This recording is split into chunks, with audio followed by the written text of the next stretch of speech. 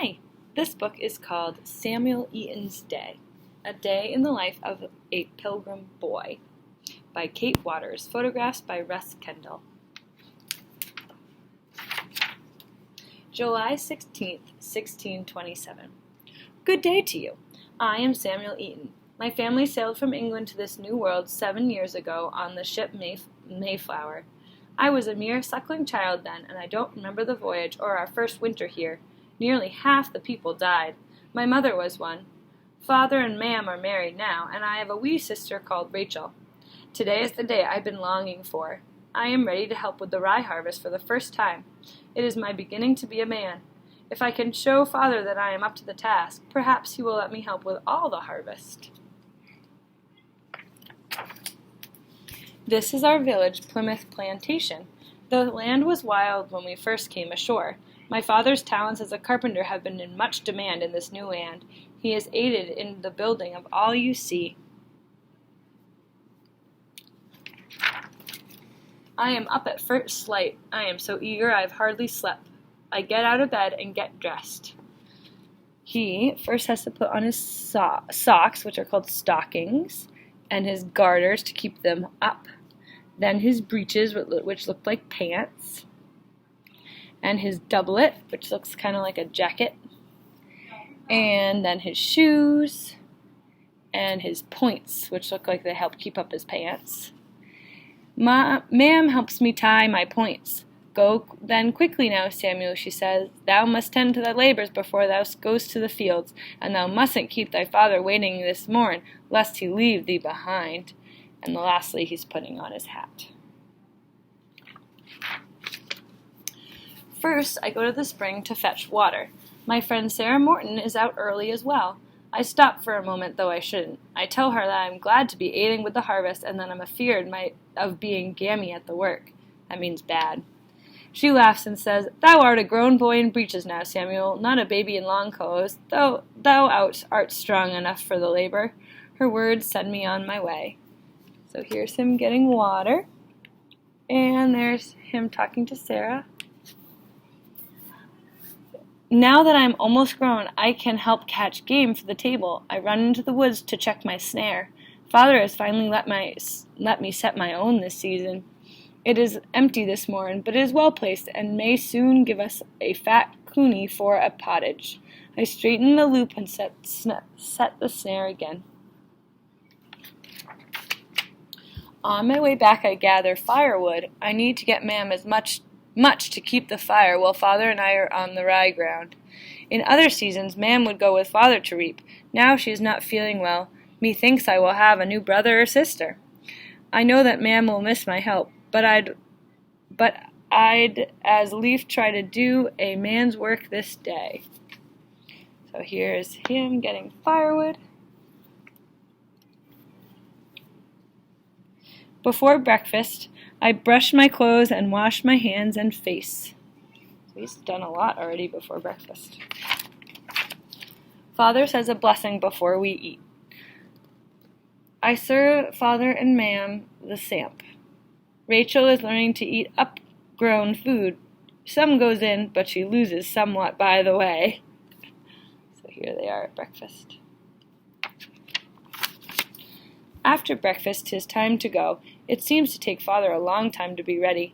'Tis no time to dally, lest the summer storm come over. Our stores are low now, and all depends on getting the harvest in. We will have naught to eat this winter if we are slack and let the birds of the rain spoil the grain. So here he is waiting, and there they are on their way.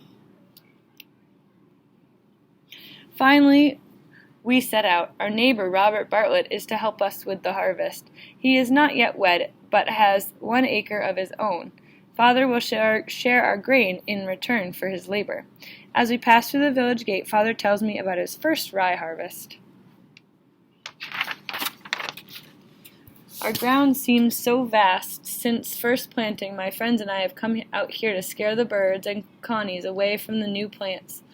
Most of our ground is planted with Indian corn and some barley, but that will not be ready for reaping until later. The rye is ready now. Robert Bartlett says it will take a few days to harvest the rye. I am not grown enough to wield the sickle. It can cut a man's arm, so I stay a distance behind. Father and Robert Bartlett reap the rye with the sickle and lay it behind. It is my task to gather and bind the rye. So here they're looking at the rye. Looks kind of like wheat. And they're them gathering it. Robert Bartlett shows me how to bind. At first I am gammy and fall behind. To watch is easy, to do is hard. The straw is coarse and makes my hands smart and my skin itch, if truth be told, and the sun burns my neck. But I'll nary say a word, 'tis but folly to spend time in bootless complaints. So he has to tie the rye together. It's hard work, but he doesn't want to complain. Father and Robert Bartlett sing while they cut. It was the frog of the wall, humble dum, and the merry mouse in the mill, tweedle tweedle twinno. 'Tis a song with many verses, and helps pass the time. I try to join in, but I am truly thinking of my empty stomach and sore hands. Perhaps I was foolish to think I could do a man's work. When the sun is high, I see Mam and Rachel coming with dinner.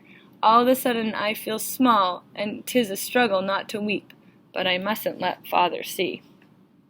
We sit under a shady tree and have bread and cheese and cold water from the spring. My legs and back ache. I am surely grateful to rest. When Mam notices my blisters, she takes me to the brook to cool my hands. They will harden thy hands like man's hands soon, she said. Mam is quiet for a time. Then she says, Art thou faring well, Samuel? Be thou too done to remain? I tell her that I must remain, and that I want to help bring in the rye, though I truly am done.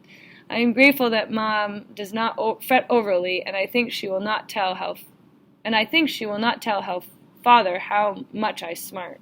So how much he hurts. I lay down to rest by the brook.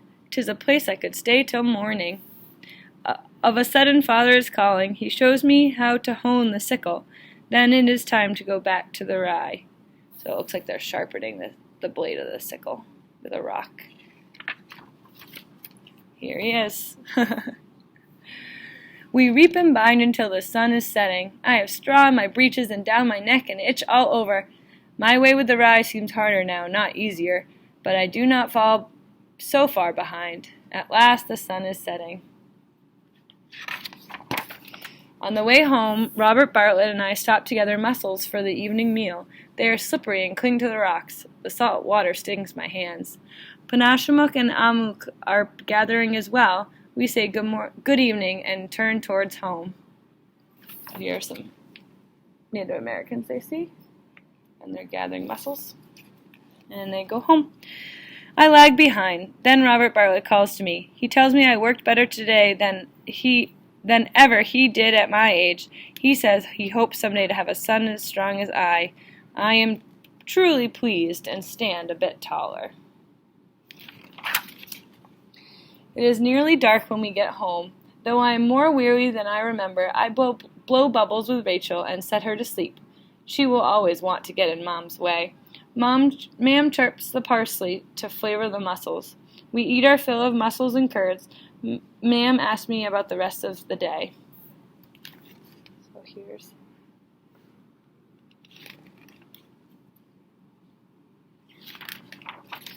There will be no schooling for me tonight because Father has the watch. He puts on his armor, bandolier, and powder flask. I hold his musket. All of a sudden, Father asks for a word with me.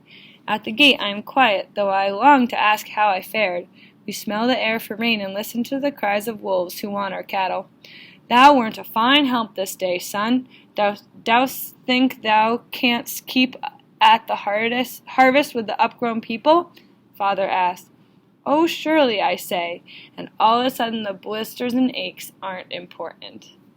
So here's his father getting ready to go on watch, and here's him praising his son. He looks proud. I watch as Father walks up the hill to the fort and wonder at his strength. My legs will barely take me to the house. I undress and fall into bed. Rachel wakes up and wants to play. I quiet her with one of the songs we sang today. It was a frog in the well, humble dum, and the merry mouse in the mill, tweedle, tweedle, twinno.